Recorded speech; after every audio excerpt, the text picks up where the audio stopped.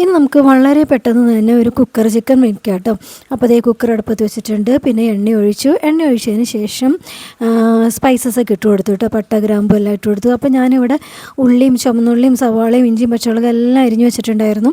അപ്പോൾ ചുമന്നുള്ളി ഒന്ന് മിക്സിയിലിട്ട് ഒന്ന് അടിച്ചെടുക്കുന്നുണ്ട്. പിന്നെ ഇഞ്ചിയും വെളുത്തുള്ളി പേസ്റ്റ്, പച്ചമുളക്, വേപ്പില എല്ലാം ഇട്ട് കൊടുക്കുന്നുണ്ട് കേട്ടോ. അപ്പോൾ സ്പൈസസ് ഒക്കെ മൂത്ത് കഴിഞ്ഞപ്പം ഇഞ്ചിയും പച്ചമുളകും എല്ലാം ഇട്ട് അതൊന്ന് മൂത്ത് കഴിഞ്ഞപ്പോൾ പിന്നെ ഉള്ളി ഇട്ട് കൊടുക്കുകയാണ് കേട്ടോ. ഉള്ളി ഒന്ന് ചെറുതായിട്ട് ഒന്ന് വഴഞ്ഞു വന്നു കഴിഞ്ഞപ്പോഴത്തേക്കും സവാള ഇട്ട് കൊടുത്തു. സവാള ഒന്ന് വഴഞ്ഞു വന്നു കഴിഞ്ഞപ്പോഴത്തേക്കും പൊടികൾ ഇട്ട് കൊടുത്തു കേട്ടോ.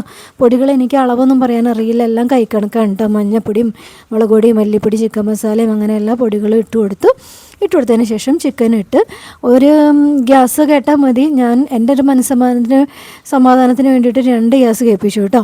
2 ഗ്യാസ് കേൾപ്പിച്ച് ഇവിടെ നല്ല സൂപ്പർ ചിക്കൻ കറി റെഡി ആയിട്ടുണ്ട്.